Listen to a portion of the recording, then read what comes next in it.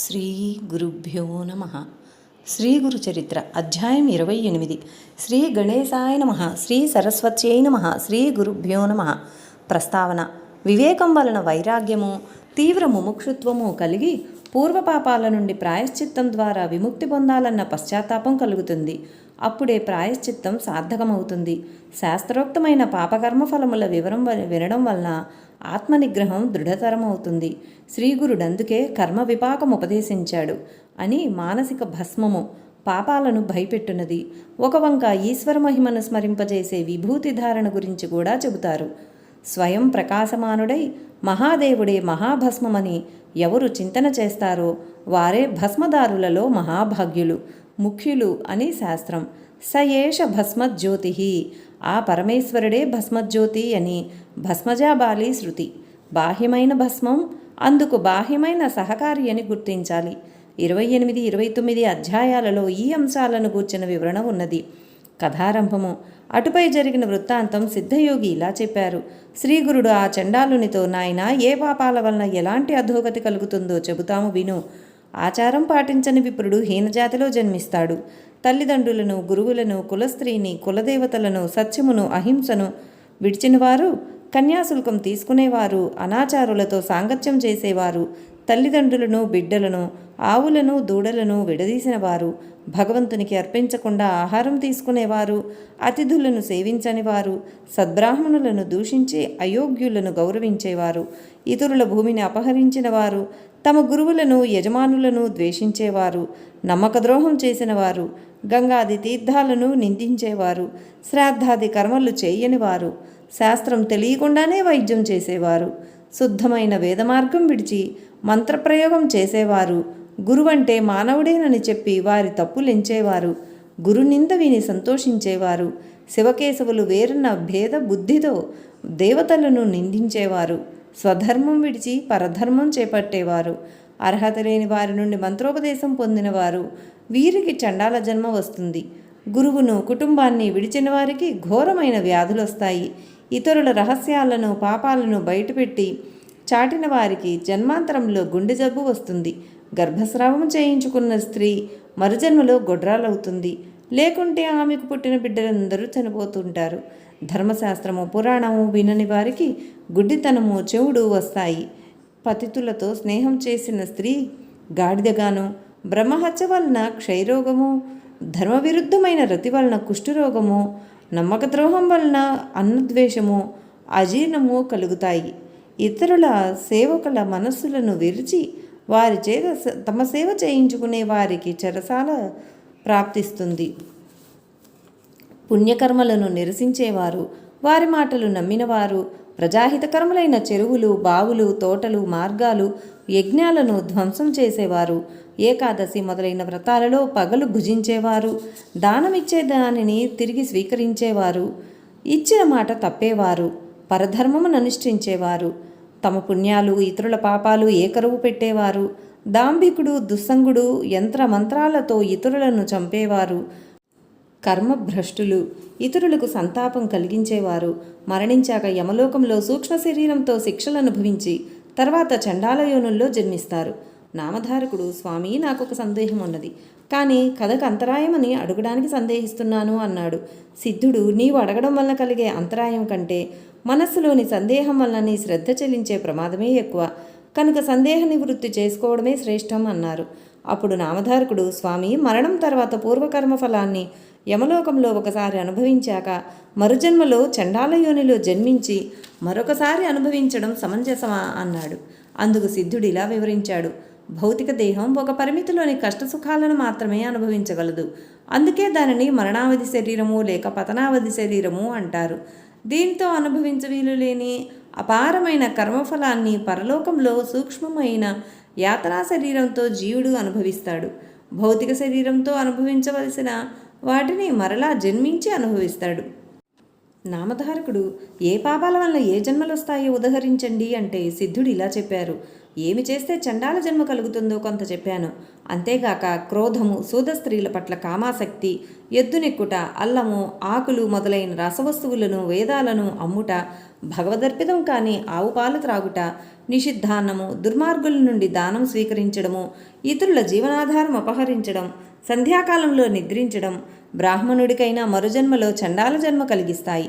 యమలోకంలో అనుభవించే శిక్షలు 8,40,00,000. వీటిలో ప్రధానమైనవి 21. పాపి మరణించగానే యమభటులు వారి ప్రాణాలను యాతనా శరీరంలో బంధించి అడుగుపెట్ట వీలులేని భయంకర మార్గంలో తీసుకుపోతారు. వాడు ఆకలి దప్పుల వలన నడవలేక నడుస్తుంటే యమభటులు వాణ్ణి భయపెడతారు.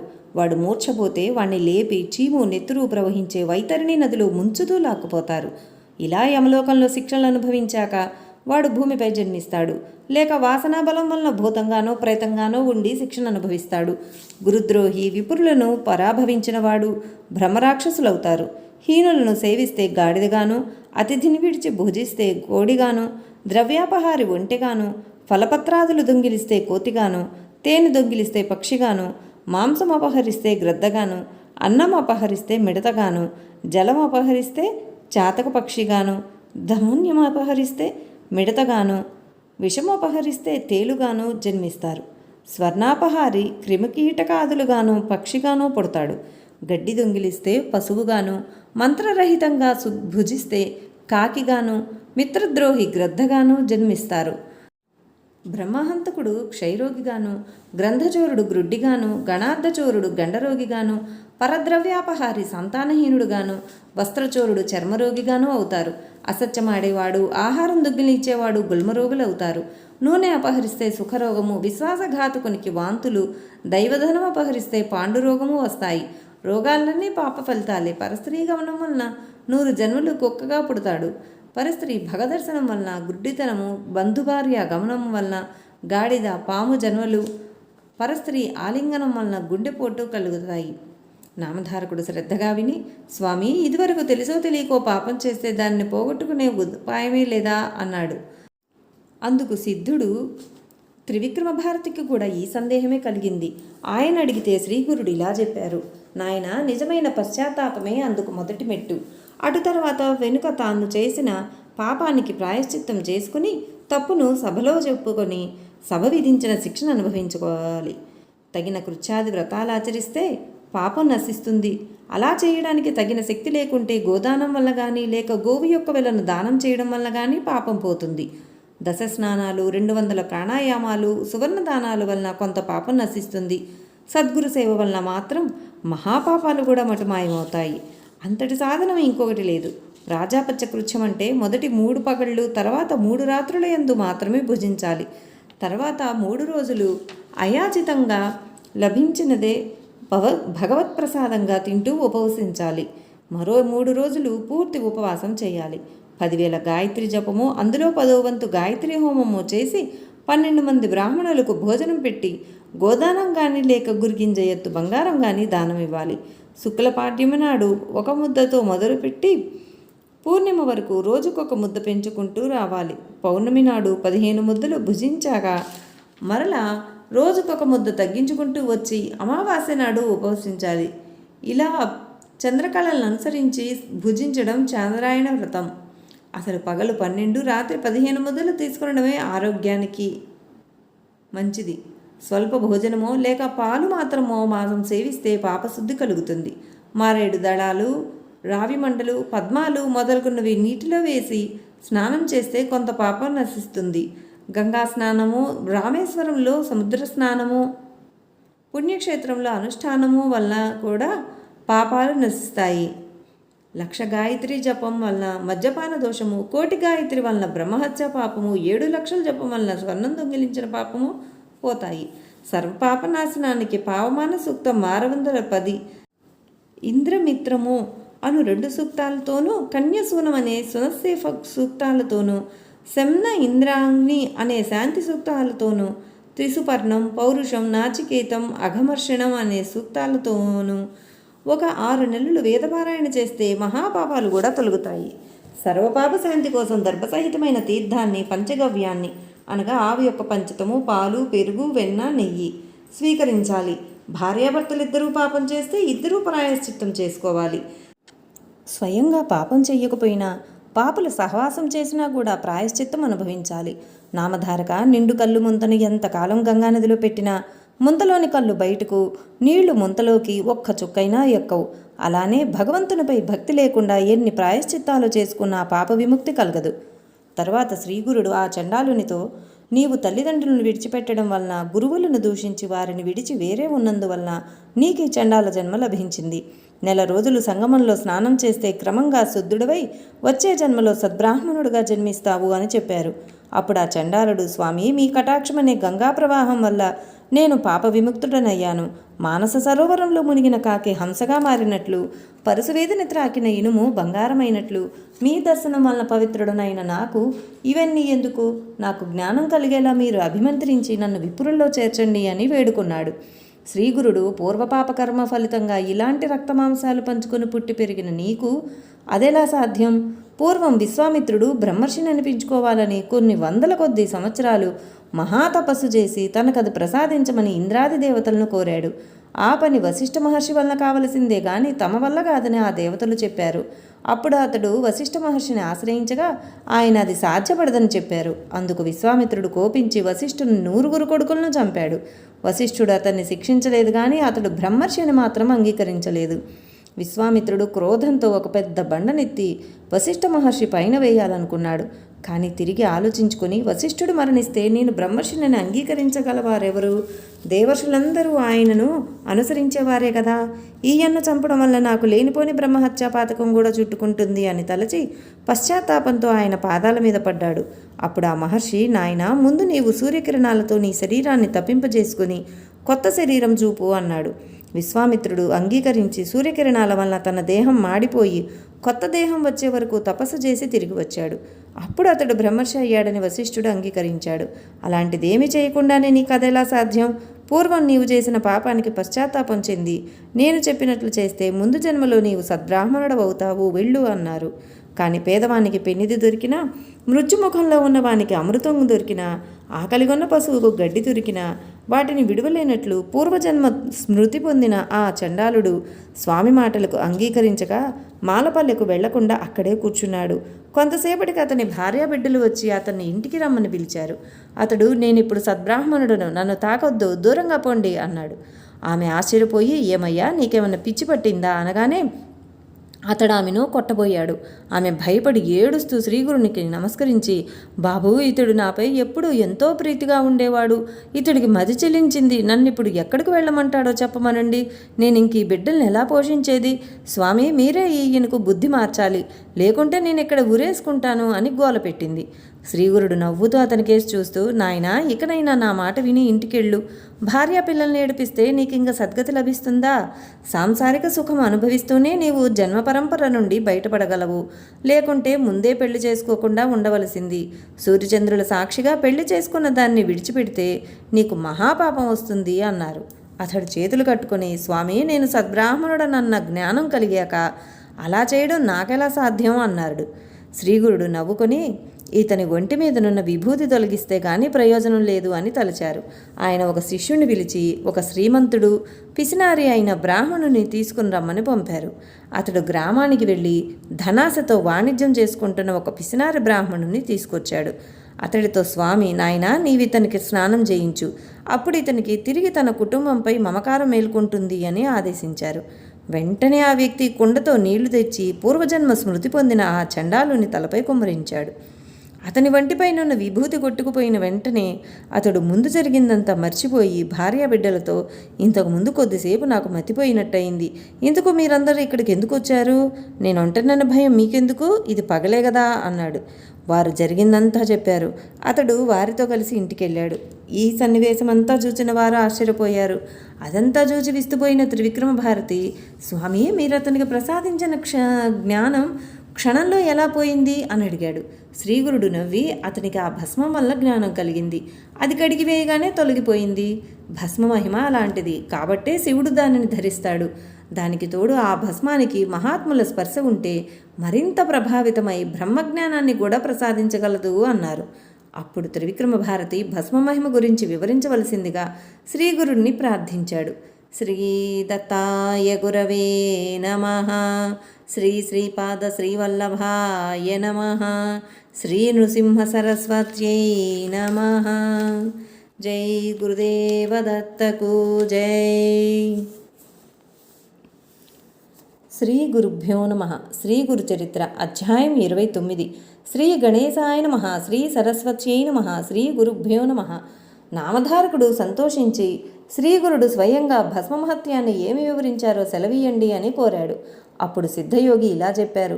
త్రివిక్రమ భారతి ఆ ప్రశ్న వేయగానే శ్రీగురుడు సంతోషించి ఇలా వివరించారు. పూర్వం కృతయుగంలో వామదేవుడనే మునీశ్వరుడు జీవన్ముక్తుడై ఆత్మానందంలో తేలియాడుతుండేవాడు. ఆ ముని జడలు నారబట్టలు ధరించి వంటి నిండా విభూతి పూసుకొని అక్కడక్కడా సంచరించి చివరకు నిర్మానుష్యంగా ఉన్న క్రౌంచారణ్యంలో నివసించసాగాడు. ఆ అడవిలో ఒక బ్రహ్మరాక్షసుడు కనిపించిన ప్రాణినల్లా చంపి తింటుండేవాడు.